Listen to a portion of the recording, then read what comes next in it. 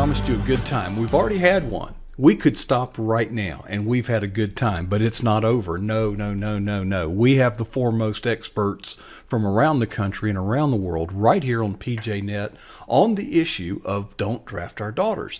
We've already heard from Elaine Donnelly of the Center for Military Readiness. She's in the chat room right now, actually. But we have another expert, one of the most sought after women with respect to this topic, because one, she has served in the United States Marine Corps. Thank you for your service, Jude. And she's learned a lot. She has a lot of experience. She knows a lot. But she's very persuasive. So be careful, folks. She's going to talk you into this, I promise. Jude, good to have you back. Thank you so much. And there are so many things I wanted to talk about last time that we didn't have time to get to. We've gotten through the Olympics, and we just had a conversation with Elaine. Tell us, you ready to go do the Olympic thing with the soccer team and the men? Right. Exactly. Exactly. In the most competitive, toughest sporting event on the globe, we are still not watching men and women compete against each other, because if we did, we would see women phased out of the competition. We would see men taking all the medals, and women would be phased out almost altogether. And that's because women don't have testosterone coursing through their veins for their adult lives. And I wrote about this in a recent piece for stream.org. It was about how the Marines just announced how they're trolling the female sports teams in high school to try and get women who are more likely to make Marine Corps standards. And of course, this is all about getting the numbers for women in combat, because they can't find any women who can make these tough standards. We're still 0 for 31 in the officer side of women who have tried the Marine Corps infantry officers course. Very few women have been able to make it through the enlisted infantry training. We still don't have much data on, it's one thing to make it through, say, Ranger School, a 60-day finite controlled event. It's another thing to maintain combat unit standards over time, over even just the pre-deployment workups, which are 6 to 9 months before you deploy. So, this comes back to the drafting our daughters issue, because the draft's purpose, its stated purpose, is for replacing combat troops. It's not for playing in the band, as Elaine has said. It's not for riding a desk to free a man to fight, as was the saying during World War II. You play an instrument, don't you? Say again? You play an instrument, don't you?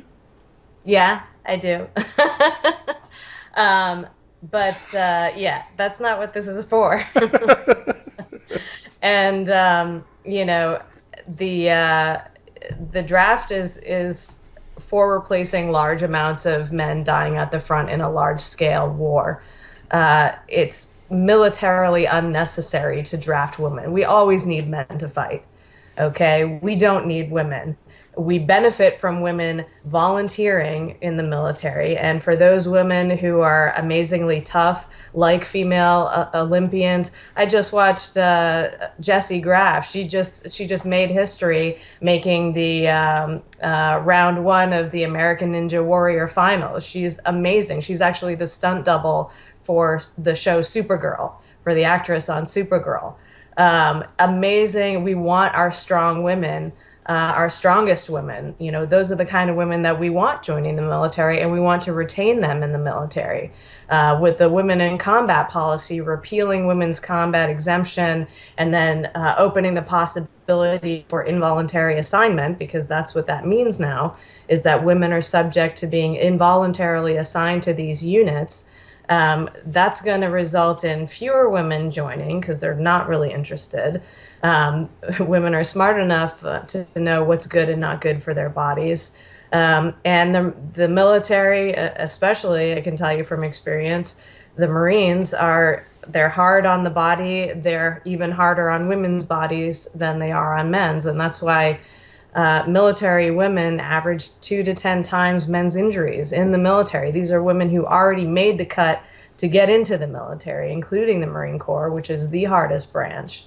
So when you're talking about combat unit standards, that's why this question of drafting our daughters, that's what this is for. And we're going to be asking our women, America's young, able-bodied women, to go into these frontline combat units where they have a disproportionate disadvantage physically against men who want to kill them, a disadvantage that decreases their survivability, our lethality as units and as the military as a whole when it comes to vanquishing our enemies. And the purpose of our combat units is victory with the fewest casualties possible. When I was in high school, Elaine, we would pick teams for athletic events. And there was one guy, his first name was Frank, and he was kind of, he just was always the last guy picked. That must have been emotionally traumatic for him. Now imagine yourself as the commanding army officer, and you're allowed to pick who you take into combat. You've got men and women. How are all the women going to feel when they get picked last? Is that going to bolster their self-esteem, do you think? Yeah, well, it's not about pick, but at the same time, what they're doing now is they're pushing for numbers. This administration's modus operandi, their number one priority is diversity metrics. It's getting the quote unquote right numbers. They want the military to look right, regardless of whether it works right or not. So the Marines, that was the subject of my article for Stream. You can look up Jude Eden on stream.org and see that article. Put it in the chat when we're done here. I sure will. But the Marines, so Secretary of the Navy Ray Mabus has already said he wants to see female representation in the military increase to 25% from about the roughly 10% over all the branches that it is now. The Marines, General Neller has announced that he wants the female representation in the Marine Corps to increase from the 7% it is now to 10%. So they're trying to get numbers. That's also why they're trolling these female high school sports teams, is because they want those numbers, women who are more likely to be able to knock out some pull-ups or something like that, as if doing more pull-ups makes women interchangeable with men. It doesn't. There are women out there who can do 20 pull-ups, who can do 10 pull-ups. That doesn't make them interchangeable with men on a battlefield. Jessie Graff, she just did this amazing feat for American Ninja Warrior. And there are people who will look at that and say, women can do it, women are amazing, women are competitive with men. She's stronger than some men. And that's true, but that doesn't make her not a representative with somebody sample on the battlefield. I'm a sociologist. That is not a representative sample. Jude, let me ask you a question. What's kind of neat when we do these Twitter rallies, I have some observations I'd like to kind of bounce off of you. First of all, there's not as much interest in this topic as there should be, and I made the comment early on, and I'd like to get your take on it. I think people will get very interested in this topic when it's too late. What do you think? Oh, I've been saying that for a while. Women being exposed to the possibility of being drafted was a major reason to maintain women's combat exemption. It's not the only reason to maintain their exemption from the draft, but constitutionally speaking, because as the Senate had said back in the 70s and 80s, women weren't, quote unquote, similarly situated as men were. In other words, that they couldn't be, since they couldn't be assigned to combat units, therefore they were, and the combat units, the draft is for replacing men in the combat units, therefore they could not be drafted. But this isn't the only reason. I mean, on the injury rates alone, Congress would be well justified in saying, look, this is a liability. We're talking about the draft. That's for a large-scale war. We need our toughest fight, our most lethal, least lethal folks in the front lines And this is a liability. It's a liability for the women themselves. It's a liability for the units. It means that not only does she have a decreased probability of survival, but she has a decreased probability of being able to pull her brother, the guy next to her on the left and right, off the battlefield, as they have to do for each other, let alone completing the mission, scaling walls with 80-pound packs. And you're talking about dragging a 200-pound guy off the field with all his gear and his weapon and stuff like that. So it's not an equal opportunity. It's a huge liability. And regardless of volunteers who may want to join the combat units being able to do so, that has nothing to do with women being drafted. Women who volunteer, that's one thing, and it's one problem. But to say that because women who volunteer for military service can now be assigned to combat units means that automatically now women should be drafted and held to equal responsibility for fighting the nation's wars is absurd, because the kind of women who can make those kinds of standards, as you pointed out, they are a tiny, tiny minority. They are exceptional and they are unusual. Jude, and the purpose of us doing all of these things on Twitter is not to set a baseline of dissent out there, and then when it passes to say, nah, we told you so. Right. There is some urgency here, because if this isn't stopped, that we'll be in the position of saying, I told you so, why didn't you come help when it would have mattered? So Right. we want to get everybody to pile on. The good news is this. I'm starting to get some interaction on Twitter, and they kind of fall into different categories. The main category I get when I get a reply or response is, yep, they burned their bras and they got what they wanted, so now we're going to punish them for their feminism by putting them in harm's way. Right. What would you say to somebody? I don't know if it would make any sense. I mean, but what would you say to the people that said you wanted equal rights, you got Right. them? Right, and I do say this frequently. I get those same folks on Twitter that say, "Hey, equal rights, equal responsibility." No, by that logic, only those who can fight get rights. Because if you only get equal rights if you fight the nation's wars, then only those people who can do that get those rights. It makes no logical sense. And we already have equal rights. We already have. We have equal rights under the constitutional law. We have equal pay for equal work. That doesn't mean that we are required to do the same things, especially the most lethal activity known to man, especially when we're not the same. There is a disproportionate, physical differences that make that, as I keep saying, a liability. And this is simply not an equal rights issue. This is a military readiness issue. And if you're pro-woman, then you want our guys coming home as quickly as possible, being victorious over the enemy with the fewest casualties possible, and putting women in the units with them hinders that. So we want to end our conflicts quickly, bring our guys home, and give them the best possible chance at winning. This is about military readiness. It has nothing to do with equal rights. I think that the mindset of the people that make that argument, they are not in a sincere quest for equality. I think they are literally using the opportunity to punish women for being feminists. They're called egalitarian sexists. I like that. Yeah, that sounds good. That sounds good. I think it was Moskos during the first 1992 Presidential Commission on Women in Combat who called them that. And that's exactly what they are. They say, you wanted it, you got it. Well, in answer to that, no, we didn't ask for it. Yes, we asked for equality. I am a first wave feminist. Equal vote, equal pay for equal work, absolutely.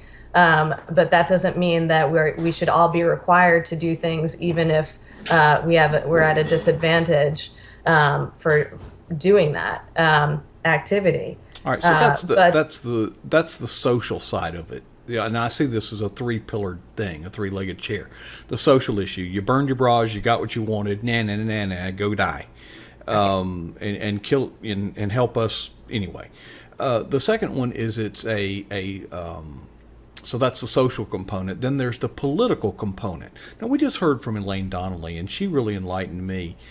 It seems to me, what do you think? This is a political football, and this seems to have more with election cycle politics than it does anything else. Would you agree it or disagree, and to what extent? absolutely, it's a bludgeon in service to the war on women meme. Of course, it's putting women into combat. That is the actual war on women.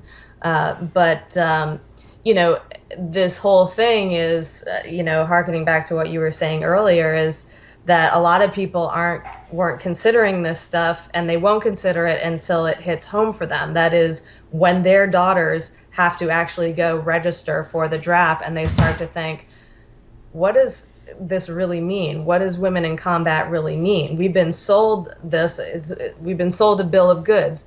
They've been telling us, oh, women are already in combat, let's just make it legitimate, and stuff like that. And they're told, well, if you're for women and women's rights, then you're for this. It's not the case at all. Women have been serving in harm's way, on deployments, in the combat zone. I did that, doing dangerous jobs as I did, frisking women for explosives on the outskirts of Fallujah with the Marine Corps infantry. Dangerous stuff. Convoying in and out of the wire every day. Yeah, that artillery does not discriminate, does it? When it No, blows up, it kills and rounds everybody don't around it. discriminate, and that's absolutely true. And women have acted valiantly in the combat zone. But there's a big difference between responding to enemy contact, which some women have done, and offensive direct ground combat.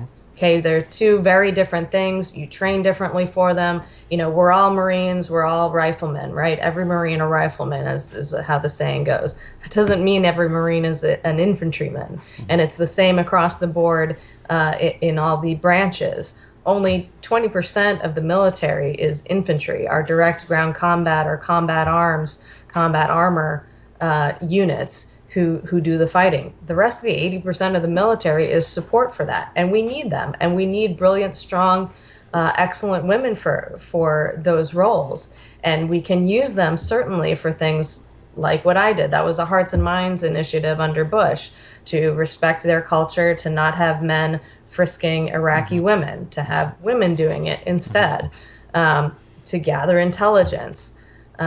And stuff like that. And these are things where women can excel. But, the training is different. If we had to train on infantry standards, who knows how many women would have actually been deployed if those were the standards. We have some of the same training. We all get Marine combat training after boot camp. We're trained by the School of Infantry, by Infantry Marines, and we do similar training for our pre-deployment workups. But that all depends on your unit. It depends on your leadership. In other words, those particular individuals who are in charge of you and scheduling your pre-deployment training. And that's like a quarter of what the infantry does for it to get ready, to get itself ready to hunt the enemy and go after them, and their physical requirements are much, much greater, because their job, their raison d'etre, is to go out and hunt the enemy and kill him, not just be able to defend oneself if you're shot at, or if Search and you roll destroy. over an IED in your ambush. Well, we've talked about the social component or the social context. We've talked about the political context, and then there's a third context that came to my mind, is military readiness, operational effectiveness, lethality. You've touched on it already, but to me, when you think about national security, to me, you ought to almost disregard the two former and focus exclusively on the latter. Our national security is the purpose of our military. Exactly. I get a little upset over the years, or at least I observe, and I'm not as stupid as the military might think I am, because they put these commercials on that you're going to get an education, you're going to tour the world, and I feel like saying, no, you're going to kill people and blow things up. That is the purpose of the military. Right. They don't talk about that. They talk Everything about you're going to else is get a secondary. you're going to get a degree. Well, I think people are signing up for the wrong reason. And a lot of people are, and there's a large sense, unfortunately, in which the military has become the next welfare state, because there's a lot of carrots that get dangled in front of you to either join or stay. Join up, we'll pay for your education.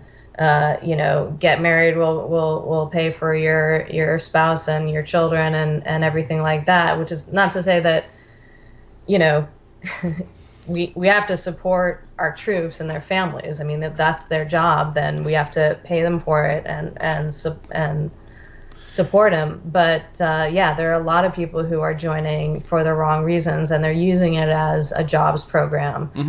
There's even a woman, a young lady who joined. She didn't join to deploy. She joined the Army, and this was around 2004, 2005. And this was at the time, before the repeal of women's combat exemption. She had told them that she just joined for the education. She didn't want to deploy, but then they put her in a unit where she knew she was going to deploy, and she was going to deploy, to Iraq, to the front lines. And she was so afraid of doing that and so opposed to it that she attempted suicide in front of her commanding officer. Obviously, that was the wrong reason for joining. When you do join the military, once you join, now you may join and be guaranteed a contract, but you're also under orders. So, people joining without realizing, and I must say, like, I went to boot camp with a lot of people who clearly did not think it through and did not realize what they were getting into. Recruiters are not known for their honesty in, recruiting people. I mean, are they going to tell women like, yeah, you should join the Marines? Now you'll probably average, women tend to average 2 to 10 times men's injuries, and that's like depending on the injuries. So 6 times the knee injuries, 10 times the stress fractures and foot injuries. Now you could get more than one of those kinds of injuries. So you could be, and any of the other risks that are involved. So, there are people who are joining the military for the wrong reason, but it's kind of the double-edged sword of having the all-volunteer force. You have to give some incentive for people to join, but at the same time, you want them to join for the right reasons. There's little things. A moment ago, and I don't know if you can see me on the screen, but women will do this little number like you just did a minute ago. And I'm when you're deer hunting, turkey hunting in general, where you have to be still because in emotion, well, women habitually will adjust their bra strap. You realize that could get you killed. But you know how women will do. They'll it's habitual. It's not a cognitive volitional thought. But when you're out there, those little things can kill you because you moved. And I just don't. It seems to me that national security ought to be the center and the circumference of the discussion. These other issues, social and political, need to be excluded from the dialogue because national security is it. And if you want to talk social and political issues, I love the idea of let's do the Olympics and make that co-ed, where, by the way, is the outrage of bra burners at the Olympics saying, why aren't women allowed to play hockey? Right. Where's the outrage? In that Alaskan high school where a young boy who identified as female was allowed to compete on girls' track events, and of course won the medals. And the parents are outraged. We all understand viscerally that if men are allowed to compete with women, when we're talking about competing physically with men at the top of their physical, prowess, the top Olympic female athlete is no match for the top male Olympic athlete. And when you're talking about the military, the top in shape woman is no match for the top in shape guy in the infantry.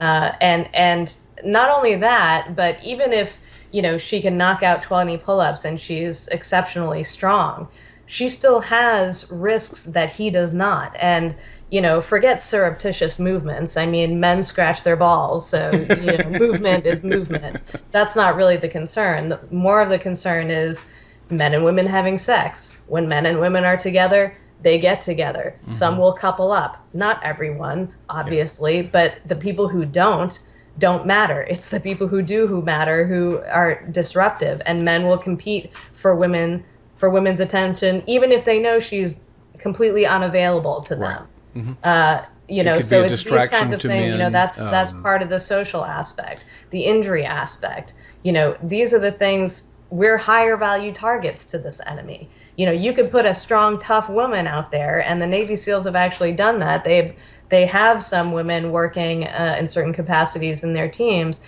and I've had two Navy SEALs tell me that in operations where they had women on their team, the women were targeted first, and one actually was shot in the face because they shot at her first because they see women as an easier target, and if she goes down, it's doubly demoralizing not only the unit but to the country. And she is prime fodder. We are prime fodder for special kinds of sadistic torture and for video propaganda. Right.